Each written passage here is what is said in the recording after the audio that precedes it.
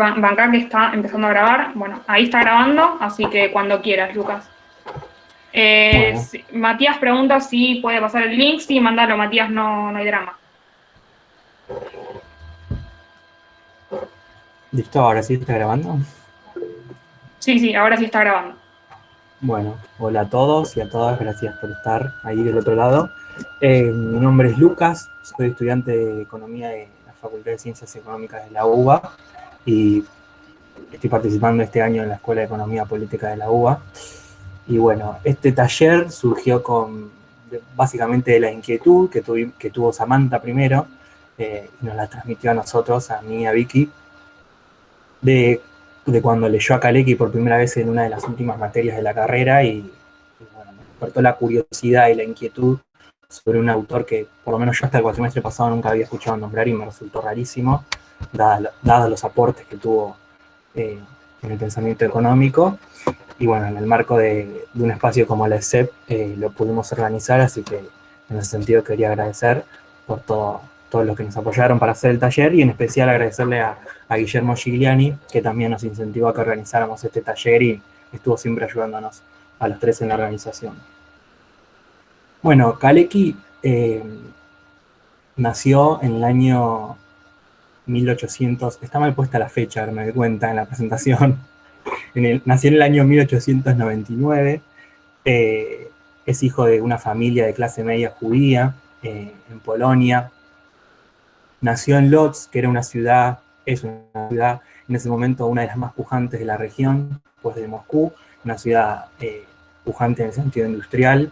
De hecho, el padre de Kalecki tenía una fábrica de hilados en esa ciudad.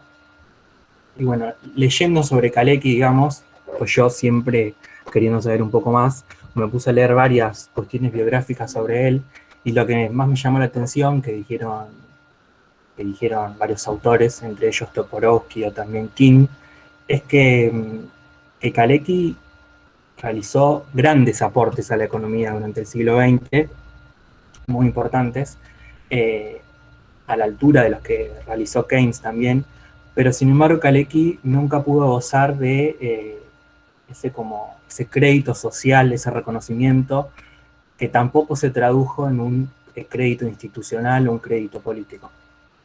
Y esto porque, identificando en su vida, podemos ver varias etapas de su vida en las cuales Kalecki sufrió ciertas adversidades. La primera es su juventud en la ciudad de Lodz. Esa ciudad fue, como les dije, un polo industrial a principios del siglo XX y comenzó a ser afectada a partir del año 1905 por las agitaciones revolucionarias en contra del zarismo, lo que llevó a que la situación política y económica empeorara y finalmente en 1911 la fábrica de la familia Kalecki tuvo que cerrar. Kalecki pasó su juventud con varios problemas económicos. Él empezó primero estudiando ingeniería, pero tuvo que dejar la educación formal en reiteradas veces por problemas económicos. Él trabajó de periodista económico cuando pudo. También destacar que Kalecki nunca estudió economía formalmente, pero era muy bueno en estadística y matemática, y eso es lo que lo llevó después a dedicarse a la economía. Bueno, así que ya recién de la partida de la juventud de Kalecki podemos ver que, que digamos, tuvo varios serios problemas económicos, y, y después de ahí Kalecki fue, bueno, a Estocolmo a estudiar la teoría del crédito de Wicksell, de una beca que consiguió de la Fundación de Rockefeller. Ahí se enteró de la publicación de la teoría general de Keynes y posteriormente se fue a Inglaterra, y acá es donde podemos identificar una segunda etapa de su vida en la cual decimos, bueno, década del 30, Inglaterra, Cambridge, el personaje de la historia no era Kalecki, sino que era Keynes. Bueno, Kalecki sobrevivió y traspasó esos años ahí también gracias a su inteligencia, a su inteligente y a sus contactos que logró. Él se hizo amigo de Joan Robinson, también estuvo en contacto con Keynes, de hecho fue Keynes quien le consiguió trabajo en el Instituto de Estadísticas de Cambridge y después en el Instituto de Estadísticas de la Universidad de Oxford. Una tercera etapa de su vida fue cuando, posteriormente a la Segunda Guerra Mundial, se mudó a Nueva York para trabajar primero en la Organización Internacional del Trabajo y después en la Organización de las Naciones Unidas. Pero acá de nuevo vemos esta característica de su vida en la cual Kalecki no contó con un apoyo institucional. Estamos hablando del contexto de la Guerra Fría, y Kalecki trabajaba en una oficina de estadísticas de la ONU, y el trabajo que él hacía era tomar los distintos reportes económicos de los distintos gobiernos, sean comunistas o no, en serio, y realizar informes, y todo el tiempo estuvo recibiendo presiones, digamos, para, bueno, tratar de decir que los gobiernos comunistas hacían propaganda y que las estadísticas eran falsas y demás. Y la escalada de hostilidades de la Guerra Fría llevó a que el FBI abra una oficina dentro de la Organización de Naciones Unidas y le abran un archivo a Kalecki, lo espiaron, lo siguieron un montón de tiempo, lo identificaron como marxista y como pro-Rusia y pro-comunista. Y bueno, todo esto llegó a un límite, que fue el año 1955, cuando Kalecki renunció y volvió a Polonia. Ahí en Polonia fue asesor del gobierno en temas económicos, y acá de nuevo se repite otra vez una constante. Si bien en Estados Unidos lo acusaban de marxista y de pro-Rusia y de radical, en Polonia en esas épocas la situación económica del país se había debilitado, y el partido que gobernaba, que era el Partido Obrero Unificado, se alió a una facción interna del propio partido que era era antisemita y antijudíos, y ahí Kalecki sufrió una persecución en dos ámbitos. En principio, se repartieron listas de trabajadores estatales judíos que debían ser despedidos y expulsados del país. A Kalecki nunca lo expulsaron, pero sí expulsaron a varios de sus colegas y de sus contactos. Se dio verdaderamente una purga en el Estado polaco. Y en términos económicos también lo criticaban a Kalecki le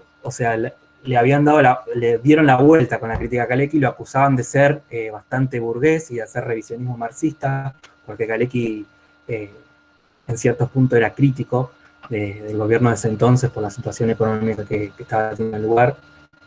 Y finalmente murió en Polonia en 1970, bastante solo con su esposa, pero bueno, Toporowski dice en uno de sus libros, Toporowski es un economista británico que escribió la biografía de Kalecki, y la hipótesis del libro es demostrar todo lo que Kalecki logró, que a diferencia de otros economistas de la época, lo logró únicamente con su intelecto y con su inteligencia. Y bueno, esa es la hipótesis central del libro, y me parece que está bastante bueno destacarlo, porque todo lo que logró Kalecki, como les mencioné brevemente, lo logró gracias a sus grandes capacidades intelectuales. Y después, lo que nos pareció importante para traer a Kalecki y dar un taller introductorio sobre él, fue que él se rigió con el principio del flujo circular del ingreso. Esto, en realidad, Kalecki nunca se formó en Cambridge, como Keynes y el resto de los economistas de esa época estaban inscritos en la Revolución Keynesiana. Entonces, en Kalecki nunca vamos a encontrar la mochila marginalista o de la síntesis neoclásica, sino más bien el principio del flujo circular del ingreso, lo que dio lugar a que Kalecki vea la economía como un proceso, y que incluso a los últimos años de su vida todo esto lo haya llevado a escribir sobre economías en desarrollo, planificación en economía socialista, y también mezclar con aspectos políticos de la economía. Y eso nos pareció a mí me parece que es para destacar. Bueno, y después, remarcar eso, que ahora cuando estemos viendo las exposiciones de Vicky y mías, por ahí van a surgir un montón de preguntas que nosotros en las carreras vemos mucho, vemos todo el tiempo la síntesis neoclásica y el análisis marginalista. Entonces, las primeras preguntas que nos van a surgir va a ser, bueno, ¿qué pasa si aumenta el costo marginal o el equilibrio entre oferta y demanda? Bueno, Kalecki hace todo un análisis económico sin tener todo ese peso metodológico encima, entonces al principio quizás va a haber confusiones, y para los estudiantes o los alumnos que por ahí están decepcionados con el mainstream actual de la economía o con la síntesis neoclásica, van a decir, bueno, qué bueno que va a haber un autor como Kalecki, porque ahí va a encontrar las respuestas. Y yo quería aclarar que a partir de lo que estuve estudiando todo este tiempo para preparar el taller, Kalecki, más que un punto de llegada, tiene que ser para nosotros un punto de partida, que nos permita hacernos nuevas preguntas y y pensar qué podemos traer de bueno a la actualidad a partir de su pensamiento. Porque, bueno, Kalecki tiene muchas similitudes con Keynes, pero no hubo una síntesis neoclásica sobre el pensamiento de Kalecki, sino que lo hubo con Keynes. Entonces, en ese sentido, quizás hay mucha más riqueza conceptual para poder ver qué matices podemos traer o no de Kalecki a la economía de hoy. Bueno, y ahora le voy a ceder la palabra a Vicky, que no sé si está ahí, no veo nada yo. Ah, sí, sí. ¿Estás ahí? Bueno. Sí, sí, sí. Bueno, yo soy Victoria, también estudio economía en la UBA, y junto con Samantha y con Lucas, bueno, ya Lucas en la introducción lo dijo un poco también, formamos parte de la Escuela de Economía Política, dentro de lo que es la Sociedad de Economía Crítica. Y decidimos armar el taller, bueno, en base a empezar a conocer al autor, a Kalecki, al pensamiento económico de él. De hecho, yo voy a aclarar que empecé a leer y realmente conocí a lo que es Kalecki literalmente hace no más de 3 meses, 4 meses, que de hecho, bueno, me lo acercó Samantha y empezamos a leerlo. Yo no lo vi en ninguna materia, por ejemplo, en la facultad. Estoy cursando lo que sería mi último cuatrimestre y no lo vi. Así que nada, comentar eso, y también eso fue un poco la motivación a armar el taller y a difundir en realidad lo que nosotros empezamos a conocer y lo que nos llamó la atención de Kalecki. En ese sentido, el taller, que es de 2 encuentros, hoy y el viernes que viene, lo dividimos en 3 grandes partes, diría yo. Una primera parte, que es la que voy a dar yo, que es más bien la macroeconomía básica de Kalecki. Es una parte más bien teórica, pero que es necesario saber y empezar a entender para después llegar a lo que los temas que van a tratar Lucas y Samantha. Lucas va a tratar más bien lo que es el empleo, la relación de los salarios y el producto. Se va a meter con la inflación y con las políticas del pleno empleo y los aspectos políticos del pleno empleo. Y Samantha va a hablar después, el encuentro que viene, de lo que sería el subdesarrollo. Para llegar a todo eso, la primera parte, que es la más teórica, nos vamos a enfocar más bien en lo que es la determinación de los precios, los costos, grado de monopolio, lo que es la inversión, el ciclo y el nivel de ingreso. O sea, conceptos más básicos y, de nuevo, teóricos, pero que hacen a que podamos llegar a los otros temas que son los que más nos interesan en realidad y que generan más discusión y debate. Así que, bueno, si querés, Lucas, pasá Ahí está. Bueno, para empezar, lo primero a saber, en realidad, de Kalecki, de la macroeconomía de Kalecki, es que la visión del capitalismo que él ve y que tiene se caracteriza por la competencia imperfecta, ¿no? Por la presencia de oligopolios y monopolios. También considera un sistema de clases en el sentido marxista, con 2 grandes clases sociales, lo que es la clase capitalista y la clase trabajadora. Pero esto es un poco diferente a cómo uno lo podría llegar a encontrar en Marx después en el desarrollo del pensamiento. Si bien Kalecki considera que los capitalistas son los propietarios de los medios de producción, que son ellos quienes los controlan, ellos deciden los precios, la inversión, cuánto ahorran, mientras que los trabajadores ponen en realidad la fuerza de trabajo, consumen y prácticamente no ahorran nada. El capitalismo, el régimen que ve Kalecki, claramente no es armónico y está lleno de relaciones antagónicas, pero el énfasis del conflicto está en la distribución del ingreso, y es por eso que se centra un poco también en lo que es la estructura del mercado. A lo que voy es que Kalecki mantiene la noción de explotación en el capitalismo, sí, pero la explica más por el poder de los capitalistas en la determinación de los precios, y termina ubicando el conflicto del capital-trabajo a nivel de distribución y no bajo las relaciones de producción en un principio. Hay algunos autores que por eso afirman que en Kalecki las fuentes de beneficio de los capitalistas se encuentran en el poder de mercado y no en la posición de los medios de producción, por lo menos en un principio, lo cual quizás una vez que sigamos en el desarrollo es discutible y se puede discutir, pero es una discusión que está también. Y por último, para mencionar así como primeramente, es que la economía que ve Kalecki, una de las características más importantes es que es una economía dinámica. O sea, siempre la demanda está determinada y tiene raíz en las decisiones de inversión del periodo anterior. Esa relación está siempre presente y es importante tenerla en cuenta. Y empezando por donde empieza Kalecki, él empieza por ver las determinaciones de los precios y de las variaciones de los precios. Ahí están. Y lo primero que hace, y lo primero que distingue son en dos tipos de variaciones de precios, diferenciando dos tipos de bienes. Por un lado, están los bienes cuyas variaciones de precios se dan por cambios en los costos de producción, lo que sería más bien los bienes finales, porque la producción, va a decir Kalecki, que es elástica, dado que existen reservas de capacidad productiva, por lo tanto, si aumenta la demanda, se puede aumentar el volumen de la oferta sin que aumenten los precios. Y por otro lado, va a decir que hay otro tipo de bienes, que son más bien lo que son las materias primas y los productos alimenticios primarios, que en este caso se necesita que transcurra un poco más de tiempo para que pueda aumentar la oferta, porque esta es inelástica en el corto plazo. Por lo tanto, un aumento de la demanda va a llevar a un aumento de precios, primeramente.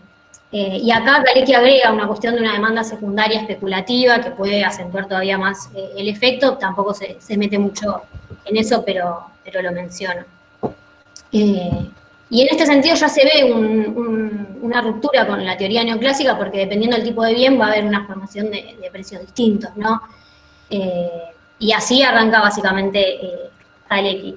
Después de eso, lo que se ve es, bueno, cómo es que es esta fijación de precios. Las variaciones es lo que acabo de decir, pero cómo es la determinación de los precios, la formación de precios. Y acá Kalecki se centra más que nada, para explicarlo, en los bienes del primer caso que dije, cuyas variaciones de precios se dan por los cambios en los costos de producción. Y lo que va a decir es que las empresas miran, hay dos cuestiones que se miran para la formación, que se tienen en cuenta para la formación de los precios. Uno son los costos primos medios, lo que serían, los costos primos son lo que serían los materiales y los salarios, es decir, lo que varía de forma directa con la producción. Y por otro lado, un precio ponderado del resto de las empresas del sector, o sea, un precio promedio de la competencia, digamos, porque recordemos que estamos en el capitalismo donde se ve una estructura de competencia imperfecta. Por lo tanto, lo que va a decir Kalecki en este sentido es que el precio no va a ser más bajo que el costo primo medio, pero tampoco puede ser mucho mayor en relación al resto de las empresas, por esta cuestión de la competencia justamente.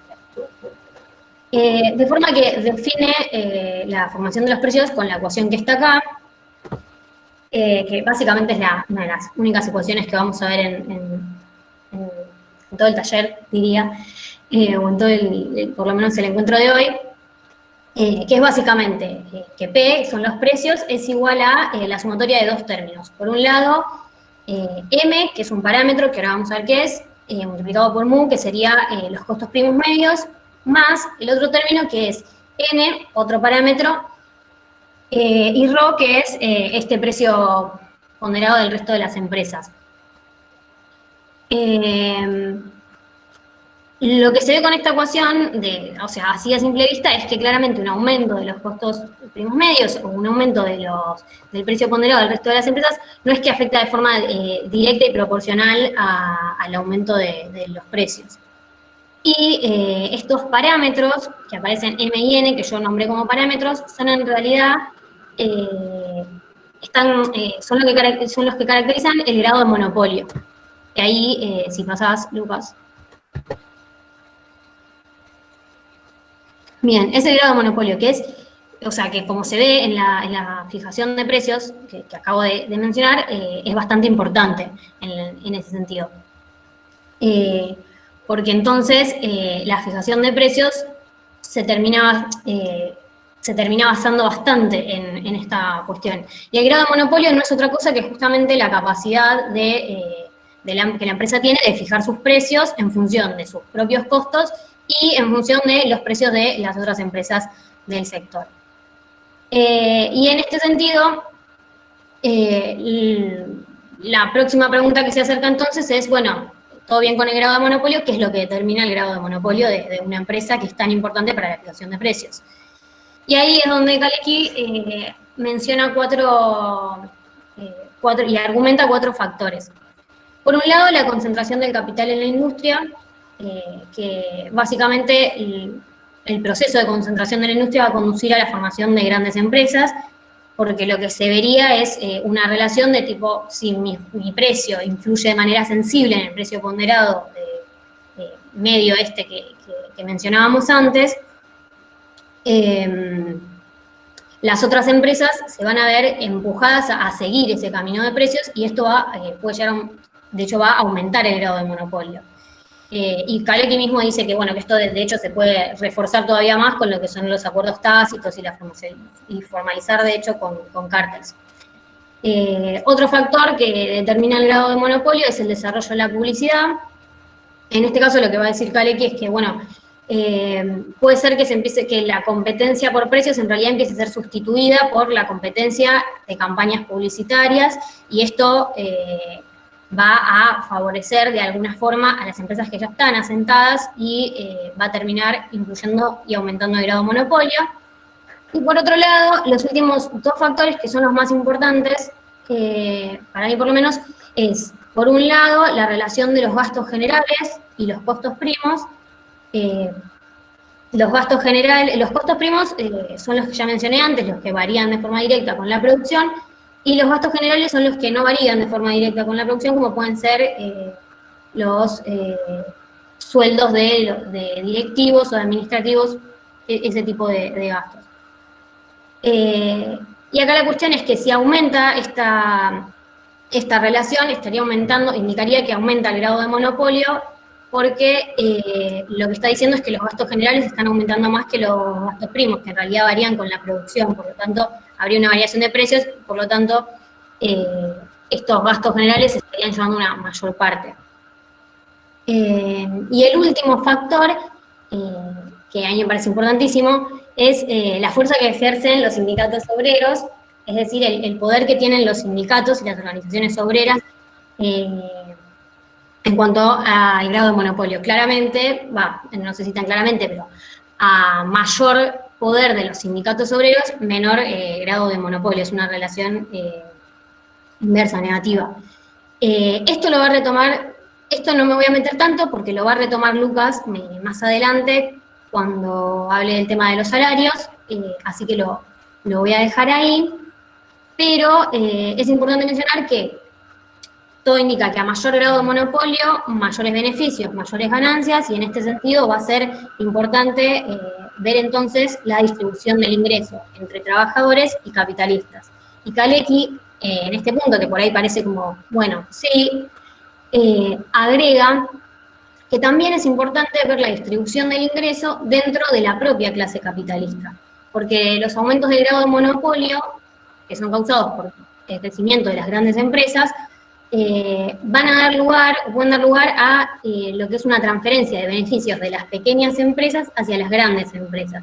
Entonces eso también hay que tenerlo en cuenta, va a decir Kalecki. Y este enfoque, que es, digamos, el enfoque del grado de monopolio, quédate en esa todavía.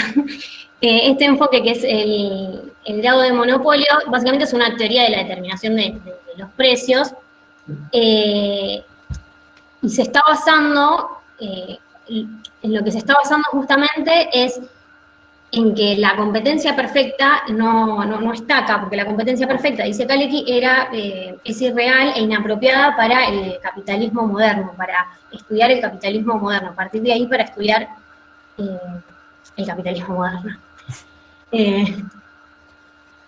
Y en este sentido es importante entonces tener en cuenta que la competencia imperfecta, la que pone Kalecki como base, digamos, lleva de la mano la cuestión de que las empresas producen con reservas de capacidad y que además los costos primos medios son aproximadamente constantes.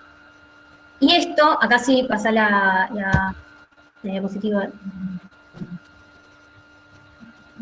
Y acá sí, esto es importante porque esta, por ejemplo, son las curvas de costos que solemos ver generalmente cuando estudiamos micro, y en la mayoría de los libros que vemos, son estas las curvas que tienen esta forma como de U o de una pipa, si se quiere, y las curvas que presenta Kalecki, las curvas de costo, son totalmente distintas, tienen una forma de L, de hecho, que son, bueno, que son estas.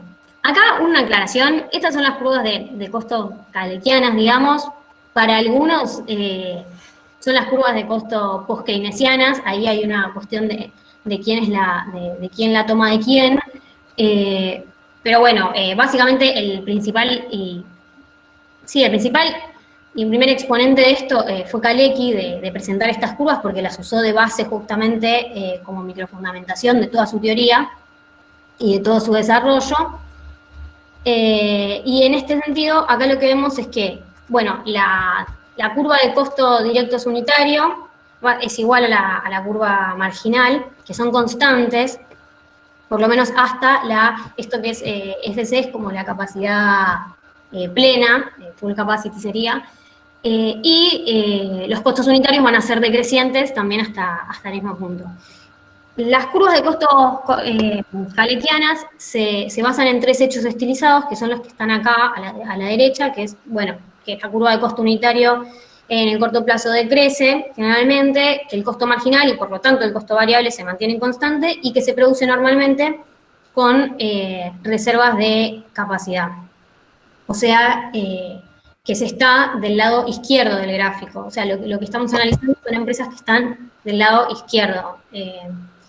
Y en este sentido, los argumentos, principalmente el argumento de que se produce con exceso de capacidad, tiene que ver con aspectos tecnológicos y de que las plantas y el equipamiento es indivisible, y en este sentido también Sawyer, que es el autor que tomamos de base para el taller, porque unía todos los temas, básicamente, que vamos a dar, dice que en cierto punto se puede hacer una analogía con lo que es la demanda precautoria en Keynes, con respecto al exceso de la capacidad. Entonces, nada, para entender que estamos con esta curva, con esta estructura de costos, si se quiere.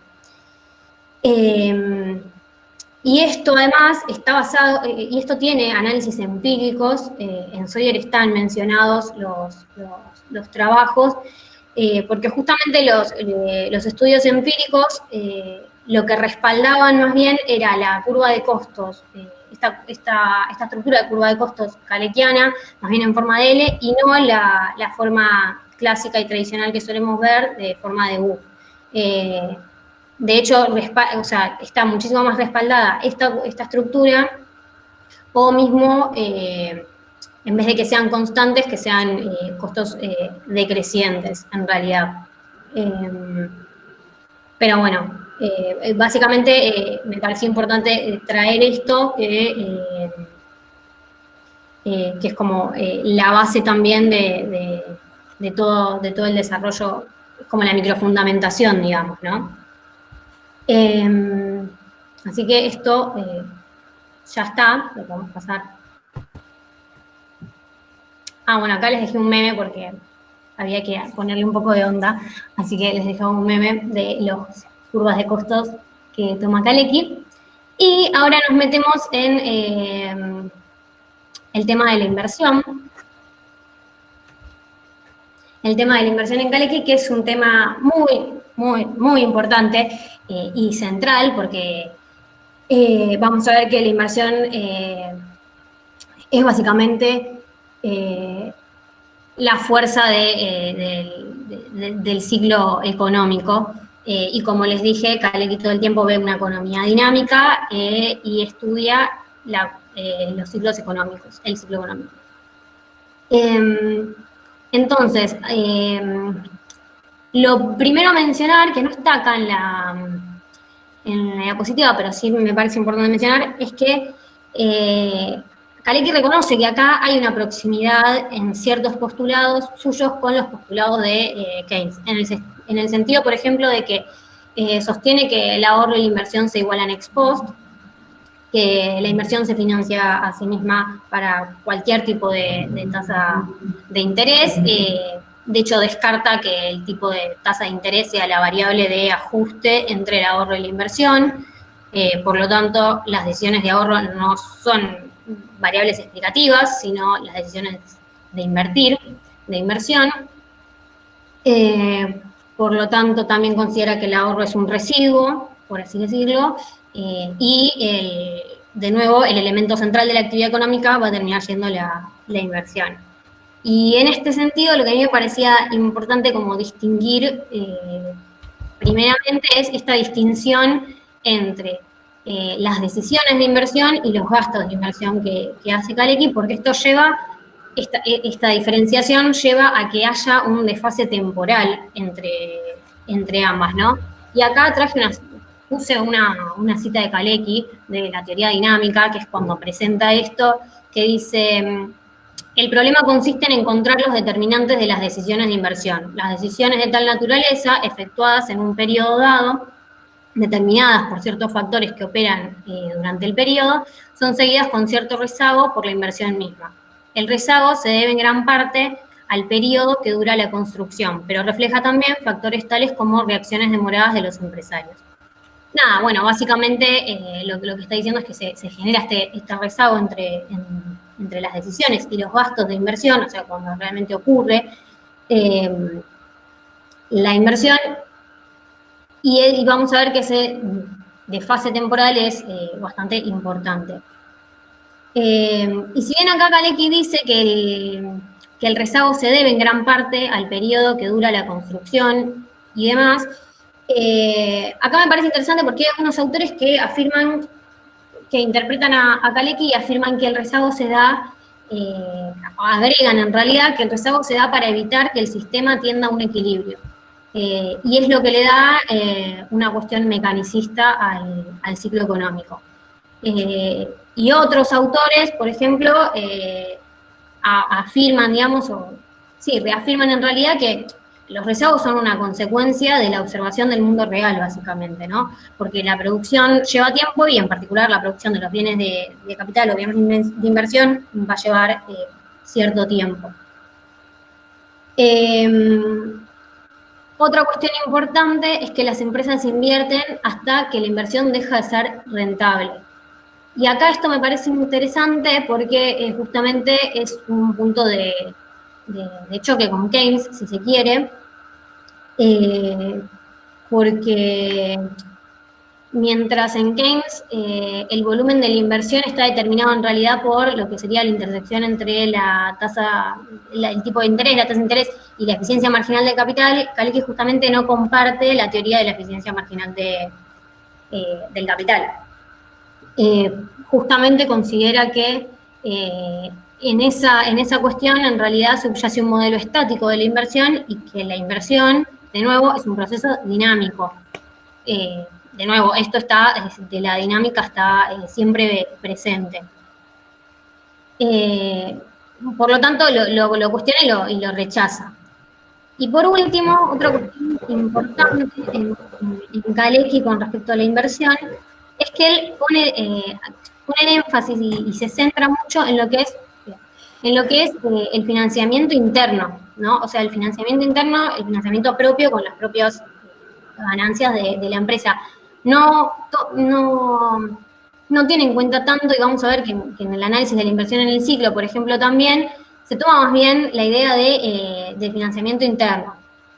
Esto cuando yo lo leí me pasó, sinceramente, que lo empecé a leer y lo entendí, pero no terminaba de entender el argumento por el cual tomaba esa decisión, si se quiere. ¿Cuál era el argumento para afirmarse en eso?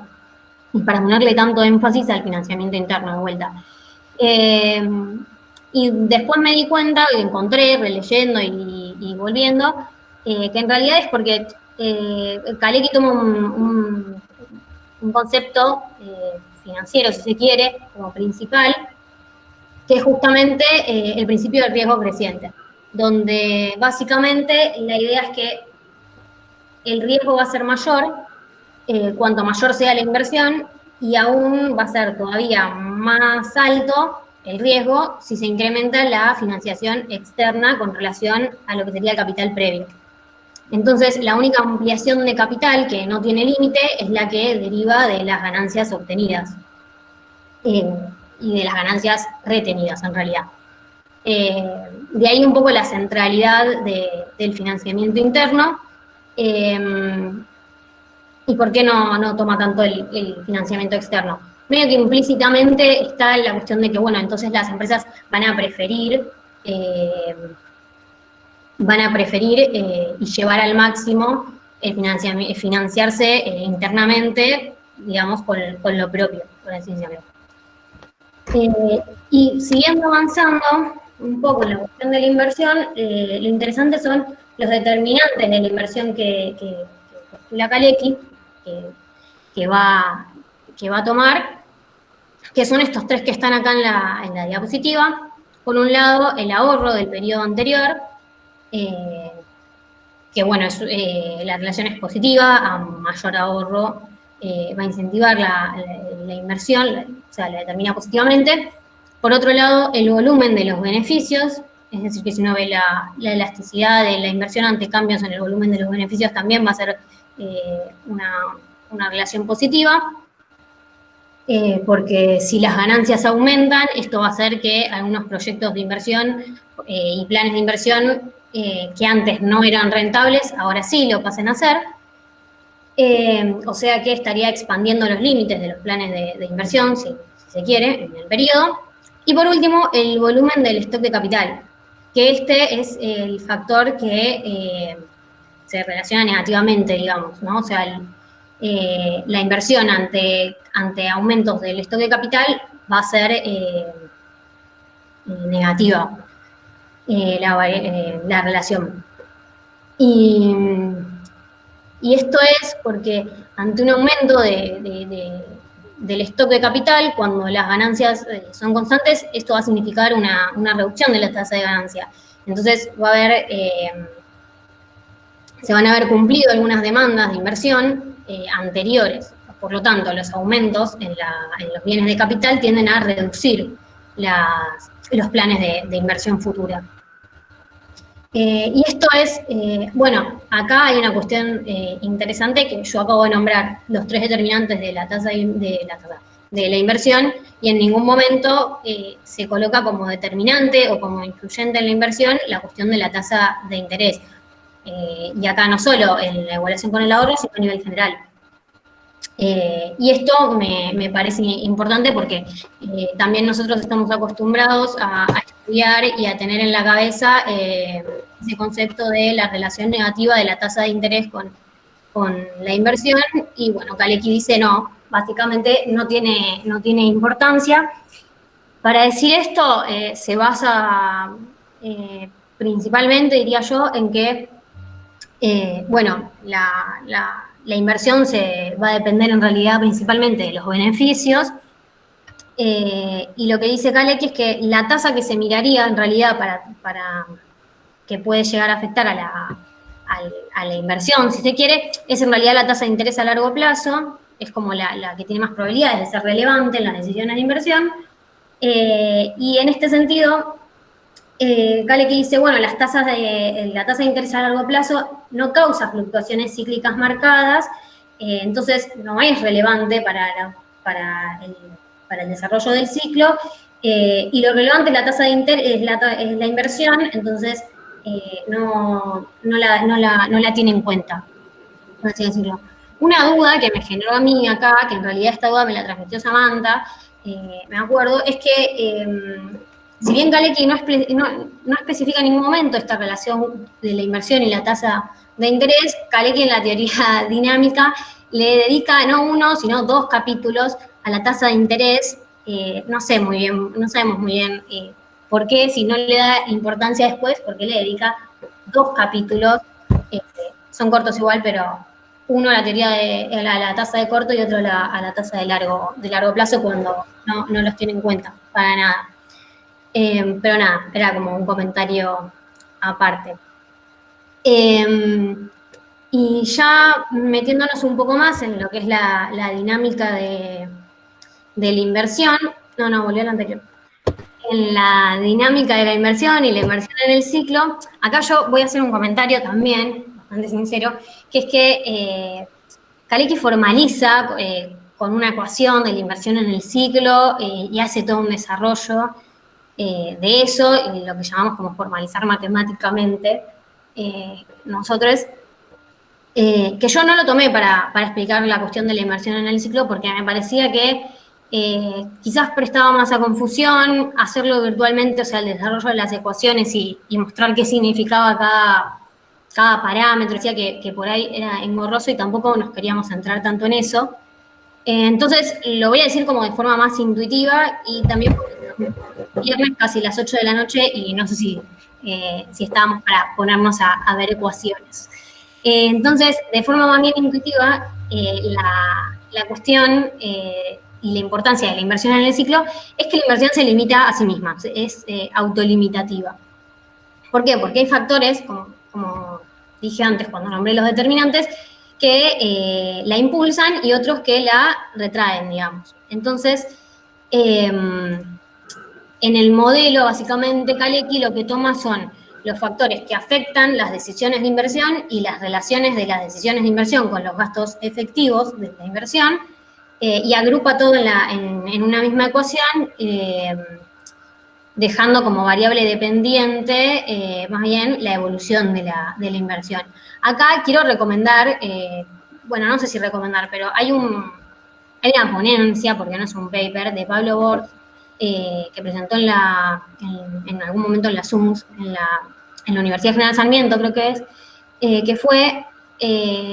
que está muy bueno porque toma la ecuación y muestra en los anexos muestra una tabla con estas variaciones, cómo son, y las pasa después a lo que sería el gráfico del ciclo y cómo se ve el desfase temporal, y está bueno, pero habría que sentarse, mirar de vuelta, como sentarse a ver la ecuación, a ver todo eso, y me parecía que no sé si no valía la pena hacerlo, pero nos iba a quitar tiempo, y la idea es llegar a los temas que más nos interesan, que son los que vienen después, básicamente. De nuevo, la inversión termina haciendo como si fuese el ciclo que sea una cuestión más automática, como una tendencia cíclica inherente, y la importancia está en esta cuestión de que de la relación negativa de la inversión con respecto al volumen del stock de capital. Y esto, si se quiere, en términos marxistas, se puede explicar en el sentido de que el mecanismo del ciclo se puede explicar esto como si uno toma una economía que se estabilizó más bien en la depresión, en el fondo de una depresión, las necesidades de inversión van a ser superiores a la inversión real.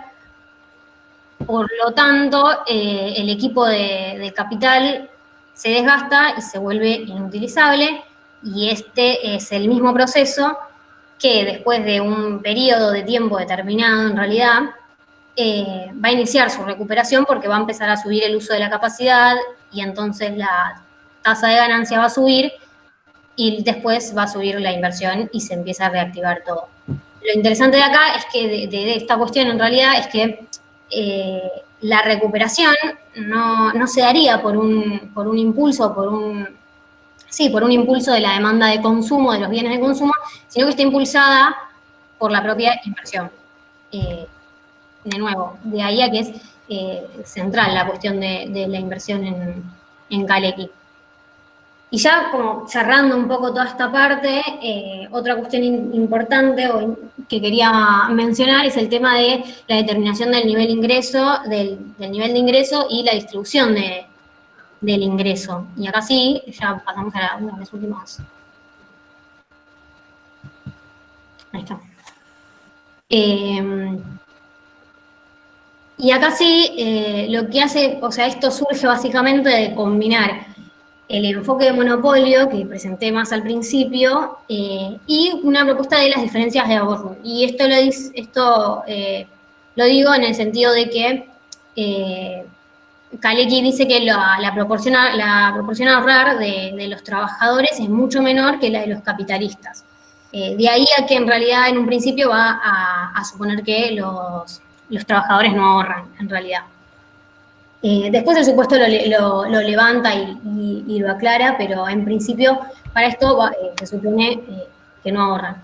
De igual forma que el ahorro se ajusta a la inversión y está relacionado con las decisiones de inversión y termina siendo una proporción de los beneficios y la producción. Y acá ya pasando ahora sí al final y para ir cerrando un poco, pero con esto que no es menor, es como queda determinada la participación de los salarios para Kalecki en el ingreso, que Kalecki llega a la conclusión de que la participación de los salarios está determinada por el grado de monopolio y la relación entre el gasto de los materiales y salarios. Y esto también Kalecki hace todo un desarrollo partiendo de esta ecuación que está acá, que dice que el valor agregado es igual a los salarios más los gastos generales más las ganancias. Y a partir de ahí, bueno, lo que dice abajo es que entonces el valor de los productos menos los costos de los materiales va a ser igual al salario más los gastos generales más las ganancias. Y ahí un poco haciendo un traspaso de términos y poniéndole distintos parámetros y coeficientes a las relaciones, llega justamente a la conclusión que va a terminar siendo importante para lo que veamos después, o lo que va a decir Lucas en realidad más adelante, que es que la participación de los salarios está determinada en realidad por el markup, que el markup justamente que tiene influencia en la fijación de los precios está influenciado por el grado de monopolio y también por la relación entre los gastos materiales y los salarios. Y por otro lado, la determinación del ingreso nacional, que la simplificamos acá con la ecuación esta, que dice que los salarios y los sueldos más las ganancias son iguales al consumo de los trabajadores más el consumo capitalista más la inversión. Y acá, si uno desglosa esto, va a ver que los salarios son iguales al consumo capitalista, al consumo de los trabajadores, donde justamente los trabajadores, la decisión que toman es de cuánto consumen y la toman en base a los salarios, que es lo que ganan, de ahí a que los trabajadores gastan lo que ganan. Y por otro lado, las ganancias van a ser iguales a el consumo capitalista más la inversión. Y acá, ay, se me trabó.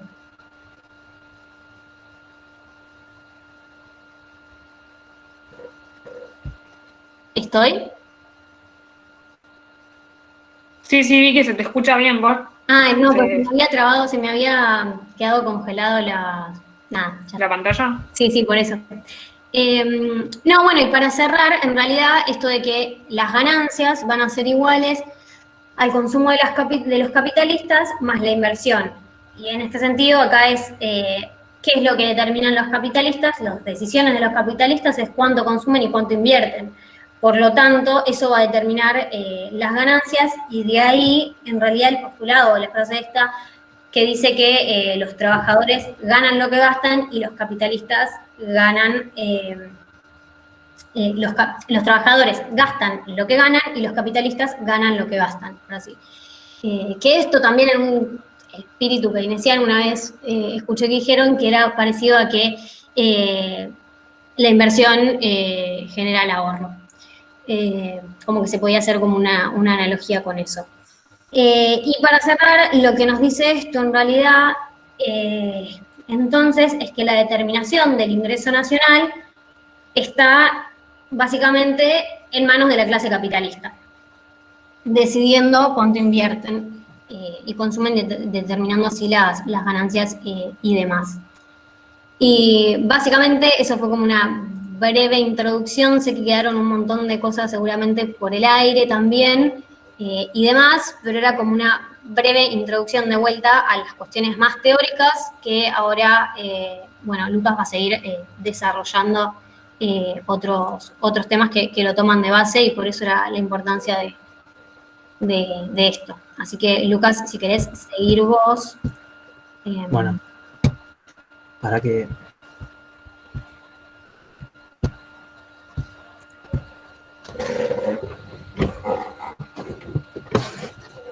No te presento.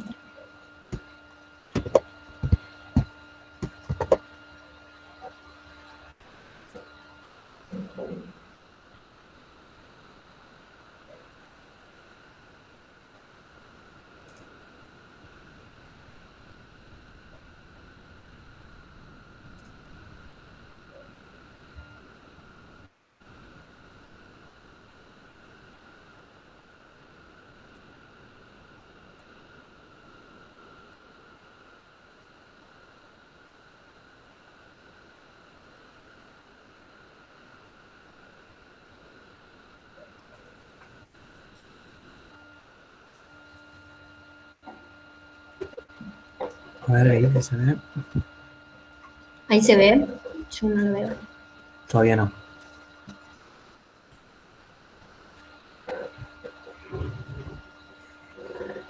Bueno, ahí sí se ve.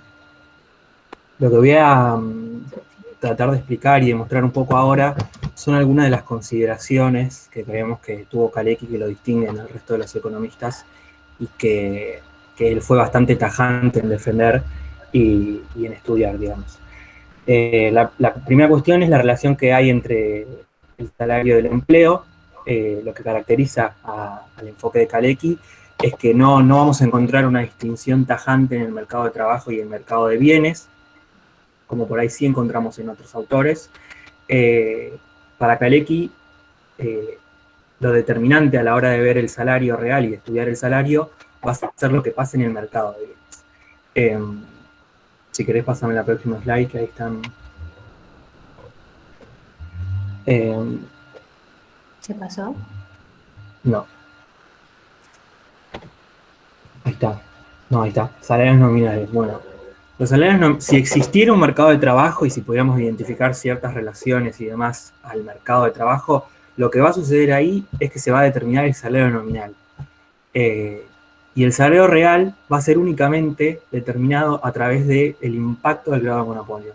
Es decir, el grado de monopolio, esto es como la importancia que le dio Vicky al principio de la explicación, es como la caja negra de Kalecki en la cual se determinan los salarios reales.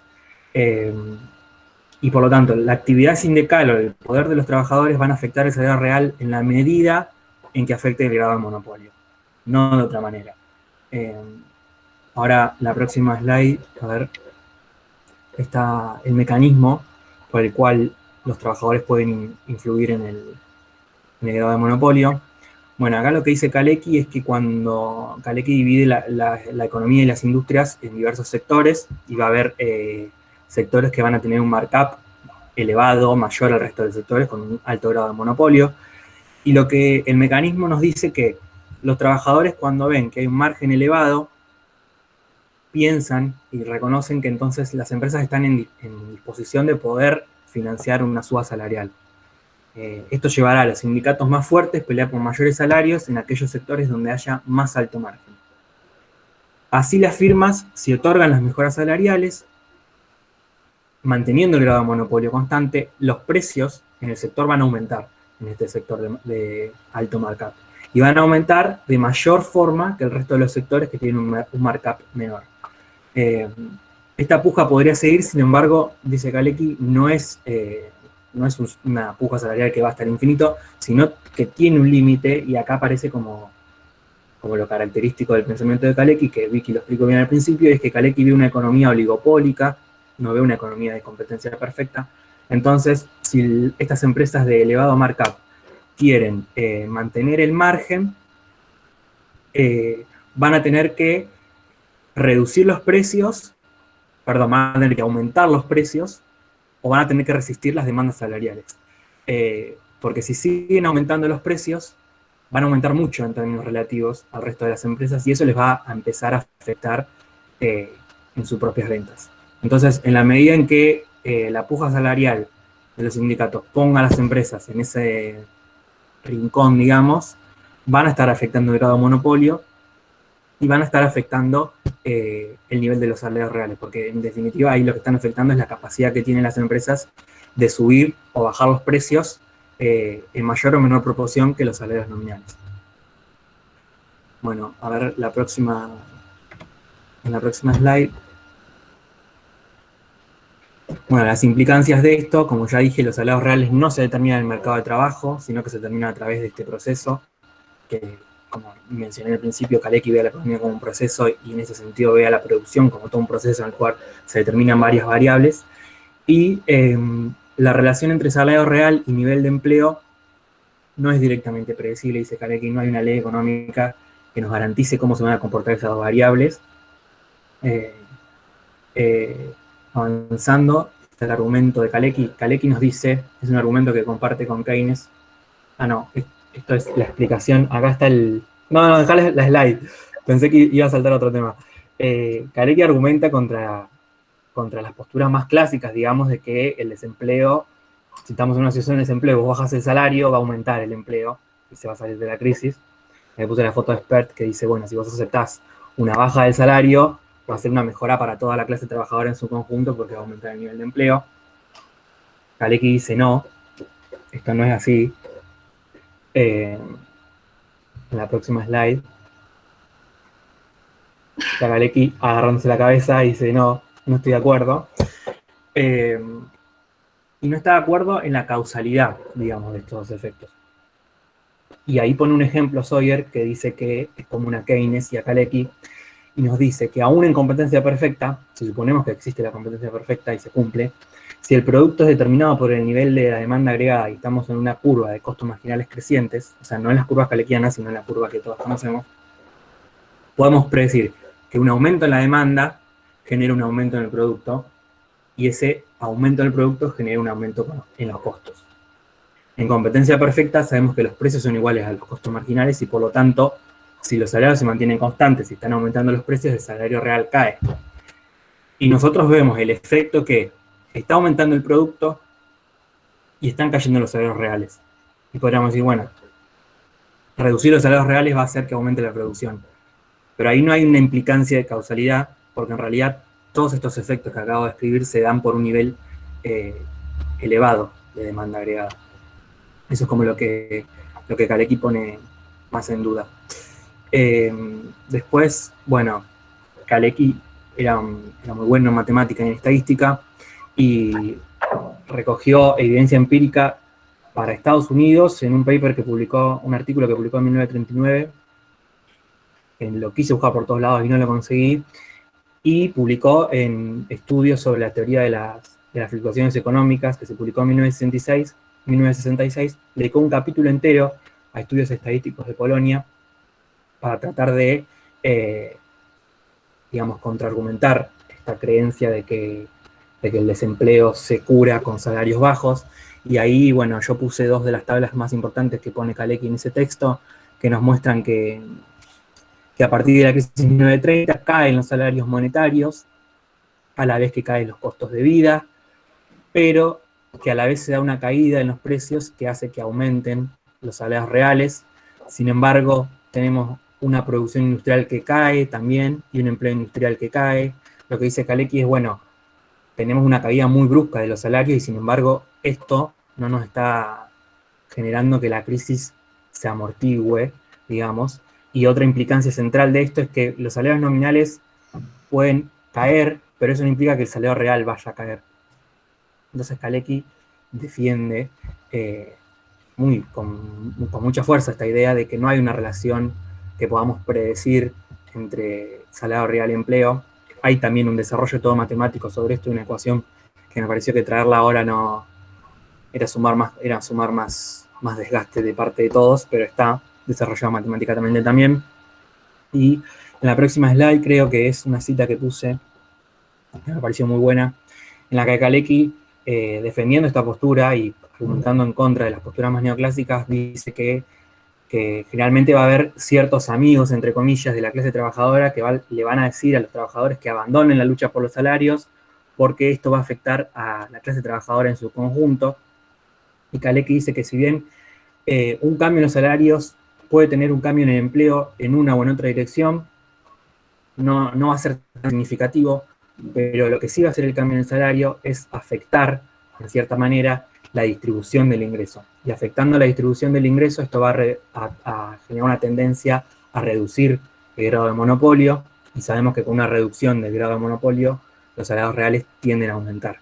Entonces dice Kalecki, si los economistas tuvieran esto en mente, si los amigos de los trabajadores tuvieran esto en mente, deberían defender los paros y los reclamos salariales para la clase trabajadora en su conjunto.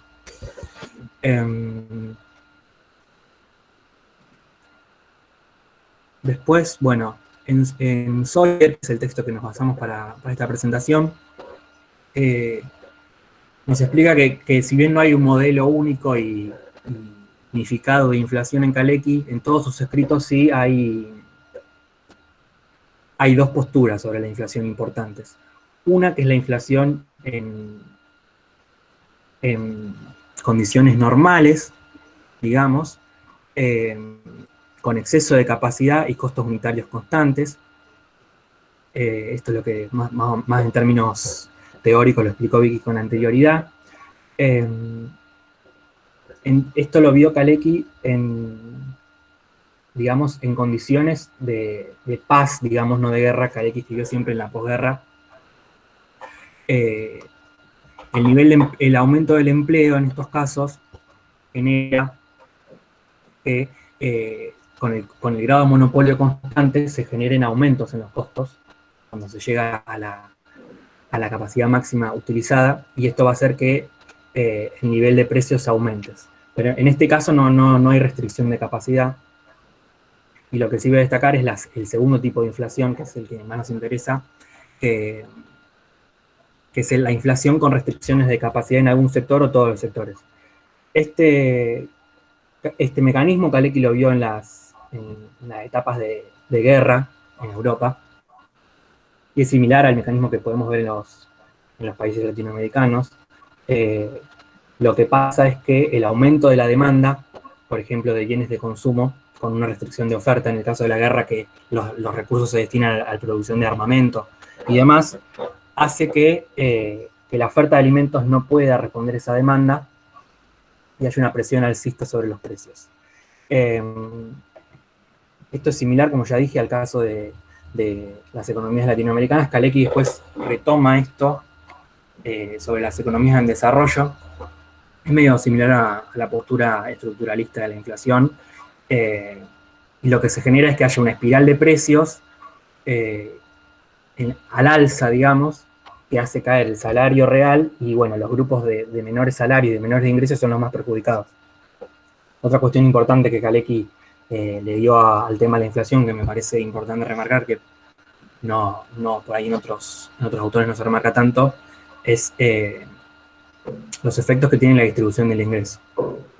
La inflación, según Kalecki, tiene efectos regresivos en la distribución del ingreso, y esto, dice, no es un mal en sí mismo, sino que también tiene efectos en la productividad del trabajo. Bueno, después,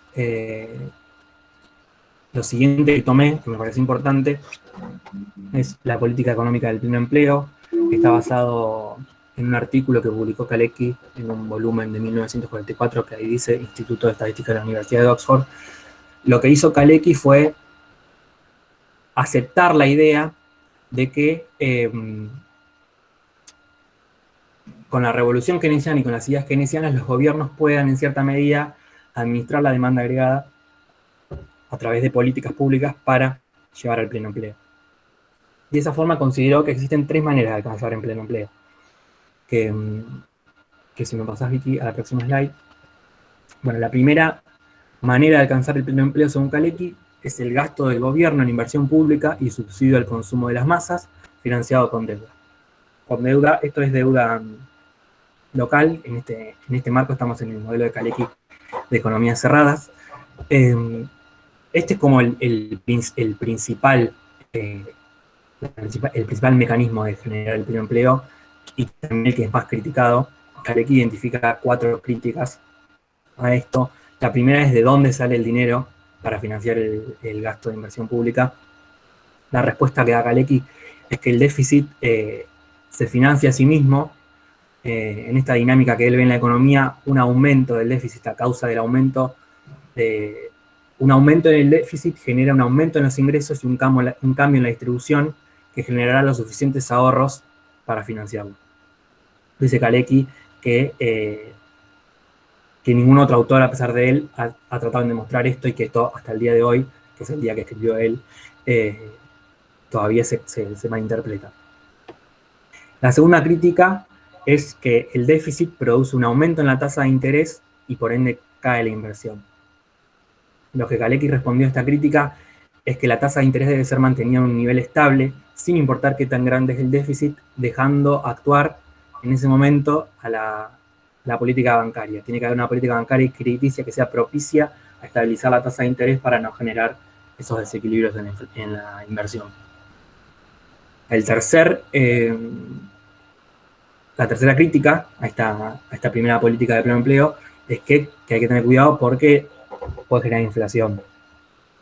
Lo que dijo Kalecki para sostener esto es que el déficit en sí mismo no genera inflación, teniendo en cuenta que partimos de una situación en la que no estamos con la máxima capacidad utilizada. Lo que puede generar inflación son las condiciones del pleno empleo que se prolongan en el tiempo. Pero dice Kalecki, esto es una consecuencia de llegar al pleno empleo y no una consecuencia directa del déficit fiscal. Que en todo caso después Kalecki va a desarrollar los aspectos políticos y económicos del pleno empleo y las consecuencias que trae, pero él no encuentra una causa directa entre déficit e inflación como quizás otros autores sí lo hacen y hoy en la actualidad están muy en la boca de todos. Y por último, lo que critican de esto es, bueno, si el gobierno va a estar todo el tiempo endeudándose para incurrir en déficit, vamos a tener cada vez mayor peso de la deuda respecto del producto. Y Kalecki le prestó bastante atención a este problema y pensó cómo hacer para que los pagos de los intereses de la deuda no afectaran en el producto en el empleo. Lo que dijo es que habría que pensar, esto no está del todo desarrollado, sino que es más bien como un puntapié que da Kalecki, es en una tasa impositiva que grave al capital de forma anual, cuya recaudación financiará el pago de intereses.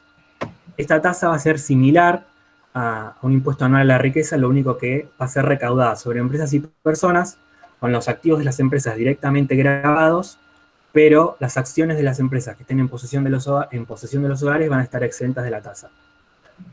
Kalecki sostiene que, bueno, esta tasa va a tener un efecto nulo, o casi nulo, sobre el consumo agregado, porque bien, el ingreso de los capitalistas va a estar aumentando por el pago de intereses que realiza el gobierno.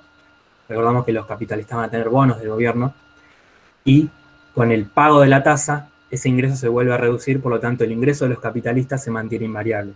Entonces el consumo no se ve afectado, y en todo caso solo se va a ver afectada la redistribución del ingreso entre los capitalistas. Bueno, en la próxima slide están las demás políticas de pleno empleo. El segundo camino es el estímulo de la inversión privada a través de una baja en la tasa de interés o a través de reducciones impositivas. Una razón según la cual Kalecki pretende que se pueda estimular la inversión para llevarla a un nivel que expanda la capacidad productiva, pero que sea proporcional al nivel de pleno empleo de largo plazo. Acá es importante distinguir que Kalecki siempre está viendo todo en términos de capacidad física, digamos. Él consideró que la inversión en un estado normal de la economía va a estar siempre por debajo de la capacidad que requiere que se expanda el producto para llegar al pleno empleo. Por lo tanto, estimular la inversión privada va por ese camino. Sin embargo, argumentó que esta no es una de las mejores formas, porque dice que los gobiernos no tienen herramientas para predecir cómo van a reaccionar las firmas ante esto. Dice Kalecki que por ahí las empresas no están a favor del color político del gobierno de turno y demás, y que el gobierno no tiene forma de asegurar que vaya a llegar al nivel deseado de inversión. El tercer camino es la redistribución del ingreso desde los sectores más ricos hacia los sectores más pobres. Kalecki defendió la idea de que los grupos de menores ingresos tienen una propensión a consumir más alta, y por eso una redistribución del ingreso hacia esos sectores aumenta el consumo, y esto hace que se generen mayores inversiones y nos acerquemos más a un nivel de pleno empleo. Sin embargo, también tuvo en cuenta que esta redistribución del ingreso a través de una tasa, un impuesto a los sectores más ricos, puede generar un efecto depresivo en el nivel de inversión. Por lo tanto, Kalecki argumentó que el diseño de estas políticas tiene que tener en cuenta estos efectos colaterales, digamos, a la hora de redistribuir el ingreso. La principal sugerencia que hizo fue pensar una política que grave las ganancias brutas y que de esas ganancias se descuente el verdadero gasto de inversión. Es decir, que todo el gasto de inversión que realicen las empresas no sea gravada por esta tasa que va a generar la redistribución del ingreso, para así no desincentivar la inversión privada y no generar efectos adversos en el empleo, que en realidad es lo que estamos queriendo buscar. Bueno, la redistribución del ingreso, dijo Kalecki, que es como la forma más igualitaria de llegar al pleno empleo, pero a su vez, por ser la más igualitaria, es la que va a generar más rechazo. Va a haber más oposición a esta forma de llegar al pleno empleo. Y después me quise centrar en algo que hace Kalecki, que es tener en cuenta los aspectos políticos del pleno empleo. Él lo hace en un artículo que publicó en 1943 y en uno que se volvió a republicar en 1971, con algunas cosas modificadas.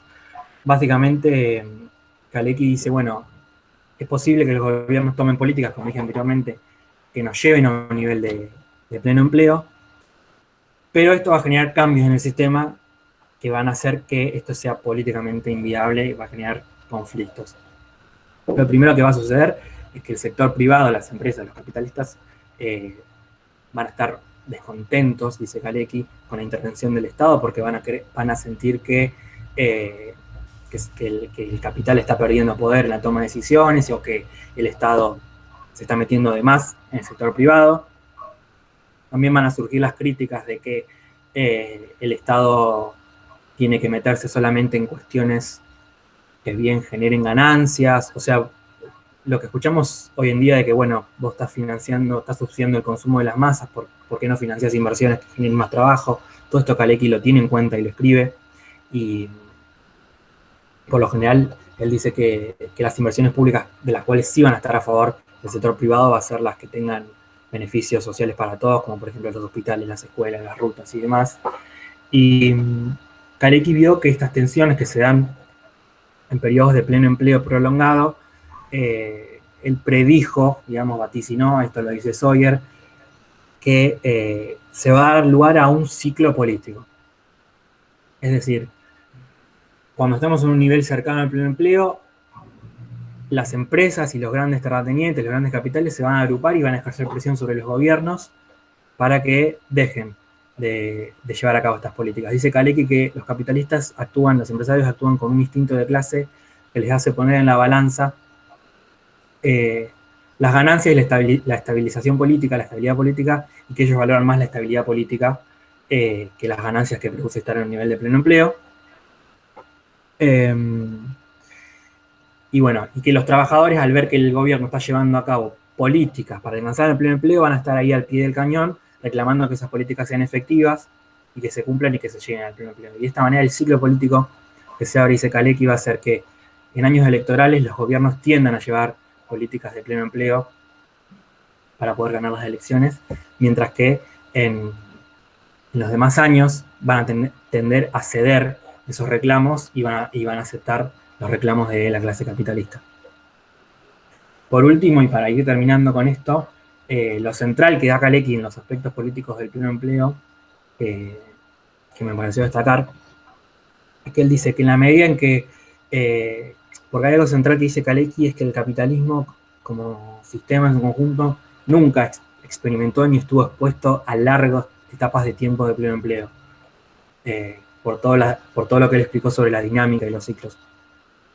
Entonces, en la medida de que cuando los trabajadores adquieren más poder y se llegan a etapas de pleno empleo, no se ven cambios estructurales e institucionales que reflejen ese poder que los trabajadores adquirieron, dice Kalecki que el capitalismo se va a volver un sistema anticuado que no va a servir y va a haber que descartarlo.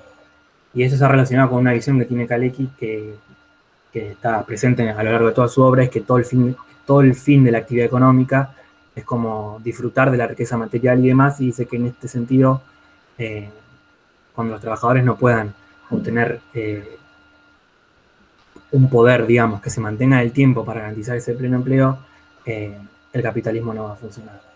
Y bueno, escuchar todos estos planteos de Kalecki después de tantos años, o sea, este año se cumplieron 70 años de su muerte, lo que a uno le hace es pensar hace cuánto tiempo en la economía se están discutiendo las mismas ideas respecto del funcionamiento del capitalismo y como de sus ventajas y desventajas, y en ese sentido nos pareció que Kalecki es un gran autor porque puso hace un montón de tiempo en conflicto todas las ideas que aún hoy estamos discutiendo. Y bueno, eso es todo lo que tenía para decir. No sé si hubo preguntas o me quedó algo en el aire, a ver.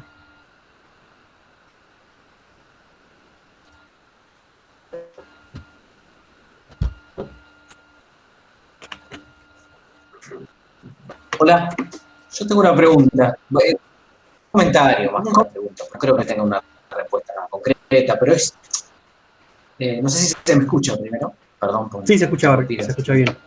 Voy a dejar de compartir. Bien. Ok. Ahí está. Bueno, un poco el comentario, la reflexión era, digamos, todo este trabajo de Kalecki uno lo podría interpretar como como una teoría, digamos, como un aporte de tono de tipo general, digamos, o si tenía algún tipo de limitación desde el punto de vista geográfico, por un lado, digamos, asociando lo geográfico con el modo de producción, si ustedes quieren, el sistema económico, digamos, que él estaba tratando de analizar, y temporal,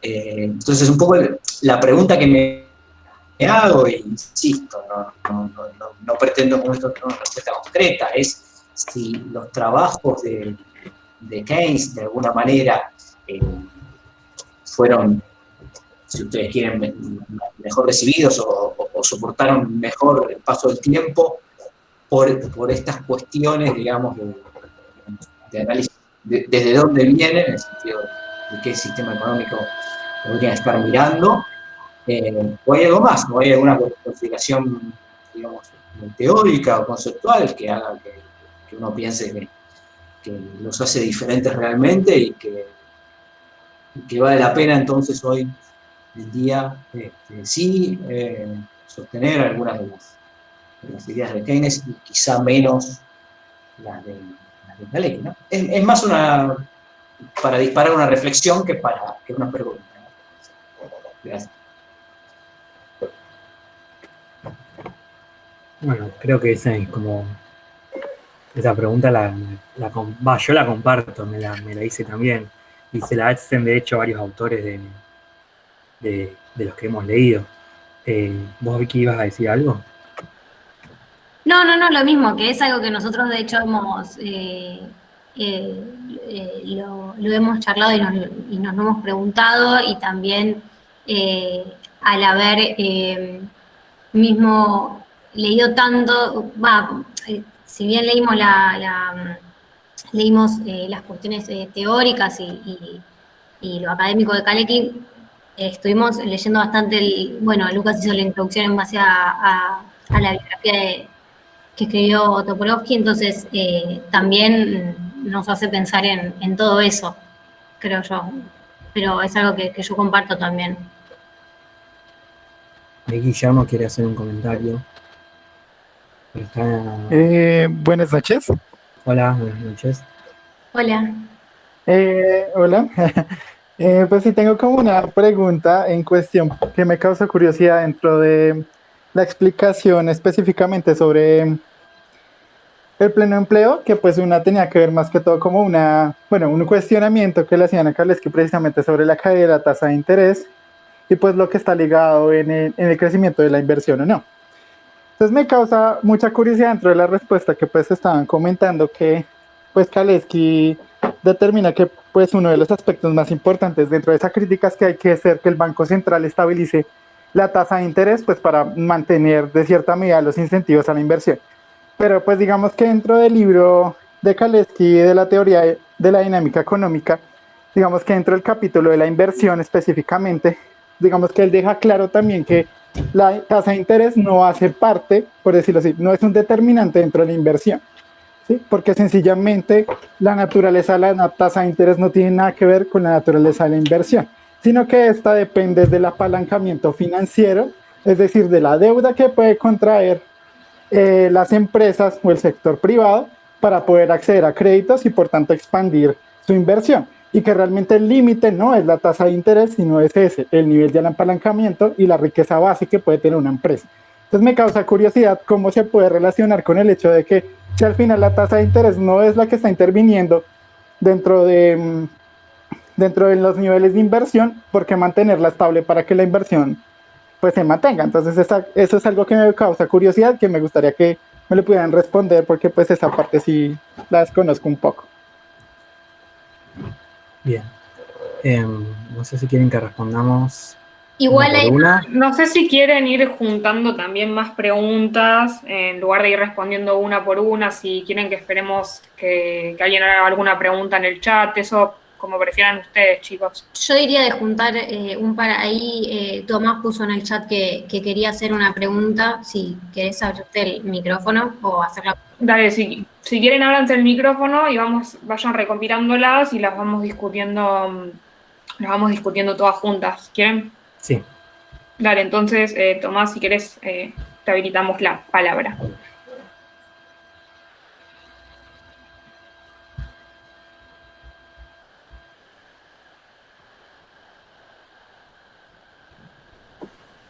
Tomás, ¿estás? ¿Tengo? Hola. Hola, ahí sí, Ahí está. ahí está, perfecto. Ahí va, perdón. No lograba conectar la cámara, micrófono. Perdón. Bueno, primero que nada, muy, muy bueno, muy interesante, la verdad. Felicitaciones para el estrés. Nada, la verdad que es mi primer acercamiento bastante interesante. Y por un lado me quedó la duda que planteó recién el compañero, pero por otro lado me quedaron dos duditas más de cuestiones bastante sintéticas. O sea, por un lado, lo primero, en cuanto yendo en el orden de la exposición, ustedes dijeron en un momento que un determinante de la inversión era el volumen del stock de capital en forma negativa, y me gustaría saber si es que lo entendí bien. Que lo que yo entendí fue que básicamente cuando sube el stock de capital, con las ganancias constantes, la tasa de ganancia disminuye. Pero no sé si es esa la interpretación, y si no es esa, nada, ¿cuál sería? Y en segundo lugar, no terminé de entender cuando estábamos hablando de la relación que Kalecki discute entre bajar salarios y subir empleo, cómo aún en competencia perfecta ese mecanismo no se cumpliría. Esas son básicamente mis dos dudas. Gracias. Bien. Sí, hay también de Esteban. En algún momento plantea la situación ideal del trabajador como punto de llegada, más allá de la cuestión del pleno empleo. Bueno, eso justo lo estuvimos discutiendo hoy. Y Lenin Domínguez Macías, si querés hacer la pregunta. Saludos. Hola. Mi duda es sobre el aspecto macroeconómico. No sé, más que por curiosidad, estaban checando que los costos, o sea, que la curva de costos es diferente a la curva neoclásica. No sé si había algún ejercicio así, empírico, en donde yo podría corroborar si es cierto en alguna industria. No sé, dónde podría yo sacar los costos, no sé, de la contabilidad de costos o, por ejemplo, yo en mi materia de microeconomía, lo que hicimos para hacer la concentración de industrial es ir al INEGI, que para ustedes es el INDEC, yo vengo de México. Y el chiste es que ahí podríamos sacar la concentración de la industria y todo eso. Pues mi pregunta es, ¿yo cómo podría hacer como un ejercicio para más o menos corroborar esa curva a la Kaleki? Así es que más o menos me entendí. Bien. A ver. También está Oscar ahí, si querés hacer la pregunta. Hola, ¿me escuchan? Sí, se escucha. ¿Qué tal? Bueno, mi pregunta es fundamentalmente porque en Caleki los precios vienen determinados por los costos de producción más un margen de monopolio.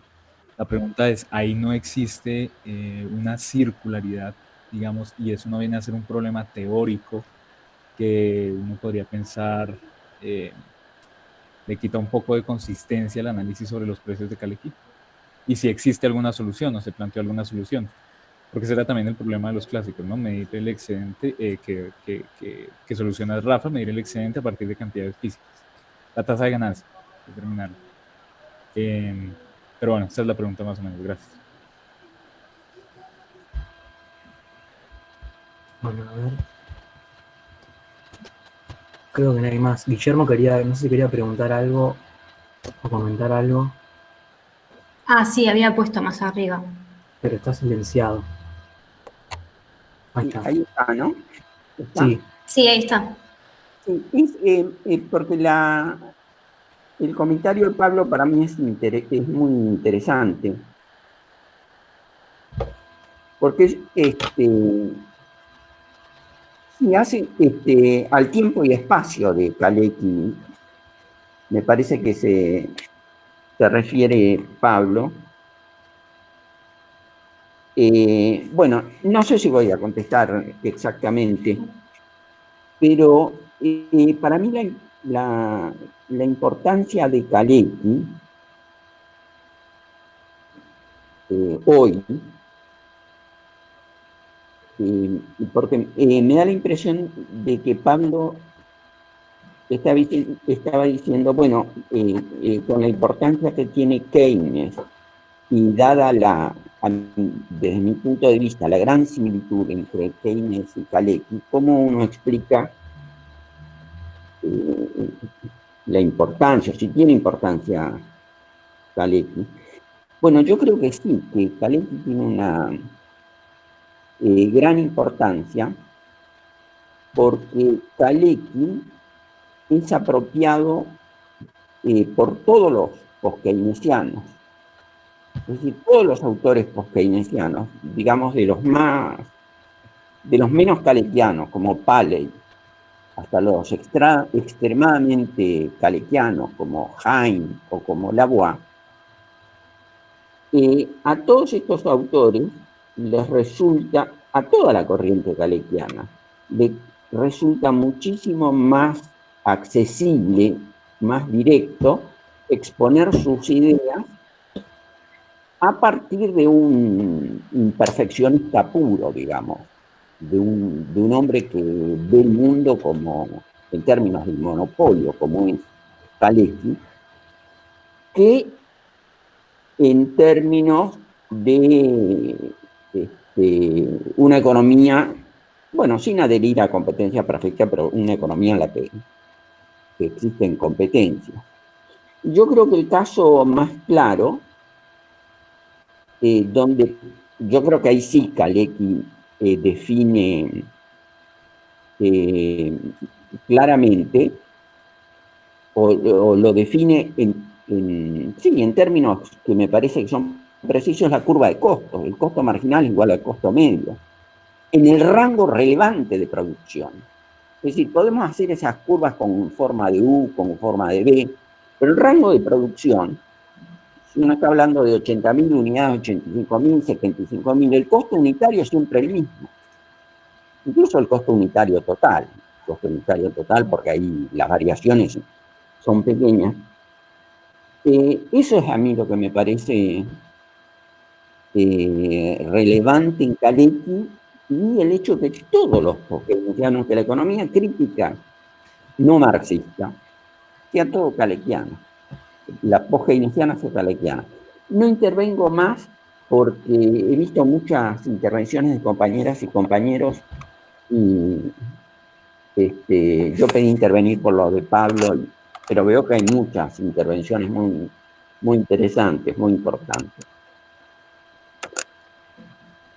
Bueno, primero estaba la pregunta de Jason sobre la inversión y la tasa. Y lo que decís es cierto. Yo, de hecho, cuando estaba leyendo ese aspecto de los argumentos y los contraargumentos sobre las políticas de pleno empleo, tuve la misma duda. Más bien, Kalecki, no sé, capaz que lo expresé mal, no es que en ese punto dice, bueno, hay que pasar a una política activa del Banco Central para evitar que la inversión caiga, contradiciéndose con lo expresado anteriormente, sino que Kalecki ese argumento lo desestima más bien, lo ignora por las expresiones y lo que explicó Vicky antes de la tasa de interés en la inversión, y dice, en última instancia, habría que buscar una política bancaria propicia a mantener la inversión estable, pero digamos no es que lo pone como algo central en ese sentido. Capaz en el pasar lo mencioné como que lo consideraba como una solución, pero ese argumento, digamos, medio como que lo ignora y dice, en el último sentido, en el último de los casos, habría que tener una política propicia a la inversión en el pleno empleo, pero no porque el argumento de la tasa de interés y la inversión quedara invalidado. Y después, otra pregunta que hizo Tomás Tenconi sobre lo de la competencia perfecta. Es el argumento que utilizó Kalecki para ver la causalidad. Digamos, lo que dice es que cuando vos ves salarios reales que caen y un producto que aumenta, no tenés forma de ver cuál es la causalidad, dice Kalecki, entre uno y lo otro, y pone el ejemplo en un caso en que está aumentando la demanda agregada, y dice, incluso si estuviéramos en competencia perfecta, este aumento de la demanda agregada va a aumentar los costos, porque los costos son crecientes en competencia perfecta, y con los costos van a aumentar los precios, y a un salario constante este aumento de precios hace caer los salarios reales. Entonces vos la foto que ves es una caída del salario real y un aumento del producto, pero la causalidad no es directa, sino que el primer shock que hubo fue un aumento de la demanda agregada. Y utiliza ese argumento para decir que no es tan fácil predecir la causalidad y la relación que hay entre salario y empleo. No sé si ahí se me dio mejor. Después, ¿qué otra pregunta había? Si querés, respondo yo un par de balas. Bueno, sí. O no sé si querés agregar algo más. No, la pregunta que hace Esteban Gete, o Gete, no sé cómo se dice, si querés responderla. No, yo quería primero decirte que sí, que está lo que dijiste respecto a la relación del volumen de stock, cómo influye en la inversión. Sí, lo interpretaste bien, es eso, por un lado. Por el otro, no me acuerdo quién fue de los chicos que dijo lo de las curvas de costo.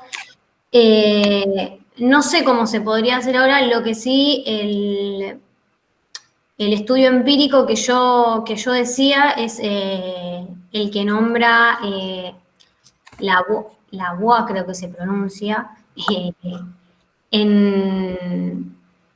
es de donde yo de hecho tomé el gráfico y de donde tomé la explicación de las curvas de costos kaleckianas. Ahí están indicados los estudios empíricos de quienes los hicieron en su momento. Yo no los busqué en realidad. pero que son de Estados Unidos e Inglaterra en realidad. Pero se puede ir a buscar ahí, capaz, ahí se puede encontrar una respuesta, se me ocurre. Sí, Holly Hitch. Seguro que son Holly Hitch. Sí, creo que sí. Claro, son. Creo que sí. Sí, creo que sí, no estaba segura, así que no lo iba a decir. Sé que son los que nombra la UA en el libro de los keynesianos. Después, por otro lado, yo no terminé de entender, sinceramente, la pregunta que hizo Oscar al final, si la podés retomar, porque no la terminé de entender, y después quedó pendiente alguien que había preguntado sobre el estado ideal de la clase trabajadora. Y Kalecki no, en ese sentido, no plantea, de hecho, ningún estado ideal de la clase trabajadora. No es que plantea, bueno, hay que hacer una revolución o algo así. No lo plantea en ese sentido. Sí, No sé. eso es importante lo que dice Vicky. Kalecki no, salvo cuando estuvo en Polonia, pero él nunca hizo un planteo de una emancipación de los trabajadores. No hace ningún planteo marxista. Eso me parece importante. Sí, es importante, creo que también esta cuestión de que, de hecho, cuando a mí me presentaron a Kalecki, es como Keynes, pero con base marxista, y al tomar cosas uno ve como una mezcla de los dos, pero hay discusiones, de hecho, si Kalecki era marxista o no, pero en ese sentido no plantea, no lo plantea Kalecki. Así que no sé si, de nuevo, Oscar, ¿podrás repetir la pregunta que era sobre el tema de la determinación de los precios? Sí, hola. Otra vez, lo que pasa es que los precios, o por lo menos en lo que nos presentaron, y también pues uno lo puede ver leyendo a Kalecki, los precios salen de los costos de producción, pero esos también, digamos, se expresan, por así decirlo, en precios, ¿no? Entonces tú me estás hablando de los precios, la explicación detrás de los precios son los precios, ¿no? No existe ahí una circularidad en el argumento. ¿De dónde salen los precios de las mercancías? Pues de los precios, digamos, de los insumos de producción. ¿Sí? ¿Y de dónde salen los precios de esos insumos? Y así uno se puede ir para atrás ad infinito. Pero Kalecki siempre trabaja en precios de mercado. No hay transformación en Kalecki, son precios de mercado. Sí. Sí, pero... Sí. Creo que la pregunta apunta más a la cuestión de la teoría del valor y así hay una resolución por parte de Kalecki. Creo que por ahí va la pregunta de Oscar, ¿no? Sí, de acuerdo. Son precios de mercado. Kalecki únicamente trabaja con precios de mercado.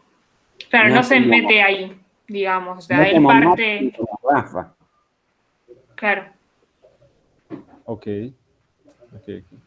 Sí, y de hecho creo que también hay una discusión ahí en cuanto a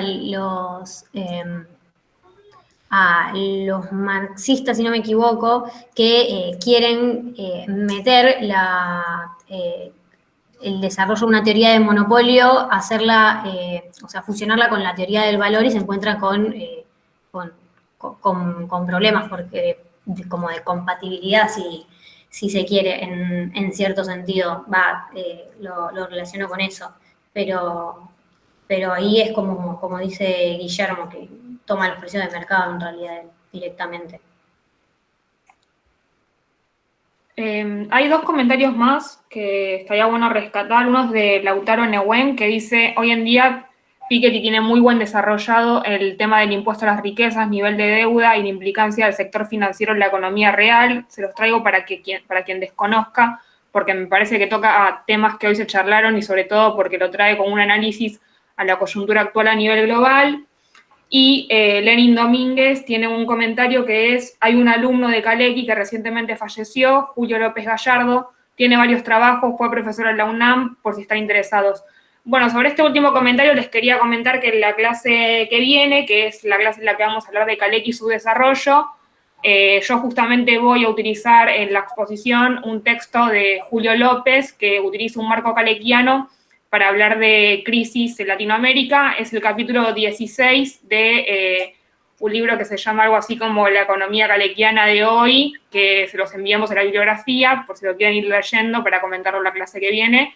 Pero nada, está muy bueno el dato de Lenin, es cierto que fue alumno de Kalecki y lo vamos a estar viendo en este taller.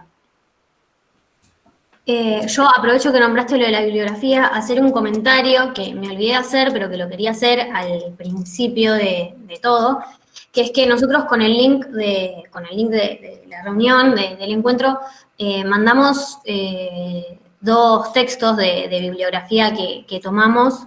Uno es el que mencionó recién Samantha y el otro es el de Sawyer. Que quería hacer una aclaración porque los dos están en inglés. Y a veces mandar bibliografía en inglés a muchos se les complica porque o no tienen tanto manejo de inglés o les cuesta más. A mí, de hecho, por ejemplo, me cuesta, tardo mucho cuando tengo que leer en inglés. Y decir que hay un montón de bibliografía igual en español. De hecho, la teoría dinámica de Kalecki está en español, está traducida. Y nosotros, de hecho, por lo menos yo tomé bastantes, si bien tomé de base a Sawyer para hacer la exposición, tomé después también de otros artículos y papers que fui medio nombrando, pero si alguno quería otro tipo de bibliografía o quería buscar más, nos puede preguntar y le mandamos lo que también revisamos. A eso que decís, también el texto de 1966, Teoría de las fluctuaciones económicas, también lo tenemos en español, que ahí es donde está el capítulo con los cuadros de la información estadística que Kalecki recopiló para Polonia. Ese también está en español y está bueno. Si después a alguien le interesa, nos puede escribir en el mail que mandé hoy y se lo pasamos también. A ver, ¿no hay más preguntas en el chat? Bueno, si no hay más preguntas, entonces vamos cerrando. Mira, Julio López dio clases en la UBA, dice Guillermo. Dio algunas clases, Mira. Sí, dio algún seminario, sí, en el Instituto de Economía. Yo recuerdo haber asistido a charlas suyas. Sí. Muy bien, pues lo estaremos retomando la siguiente clase cuando hablemos de su desarrollo. Y nada, por nuestra parte agradecerles muchísimo la asistencia y nos vemos el viernes que viene, si tienen ganas de volver a repetir, por supuesto. Sí, muchísimas gracias. Gracias a todos los que se quedaron. Gracias a ustedes. Nos vemos el viernes. Nos vemos.